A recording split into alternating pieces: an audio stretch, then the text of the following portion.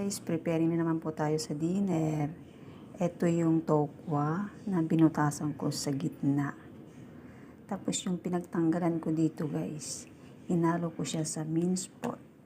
Ayan, nilagyan ko siya ng oyster sauce, white pepper, and salt. Tapos ito guys, ilalagay natin dito sa gitna. So ayan guys, nilagay ko na yung minced pork dito sa gitna. I-deep fry po natin siya mamaya. Ayan, mamaya yung makikita kung ano yung outcome niya. I-deep fry na natin siya. Ayan guys, deep fry natin siya. Ituloy muna natin tapos babalikan natin mamaya. Ayan po, binaliktad ko siya.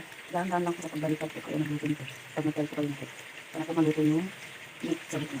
Tapos nilutuin mo rin side by side. Kasi ito na yung talaga sa bigay ko na yung sauce niya. Tapos lagyan natin siya ng wala akong spring onion kanito. Binili so ilalagay ko yung kanchay. Di ba mo anong tawag na rin dito. Okay, spring onion natin. Tingnan natin yan.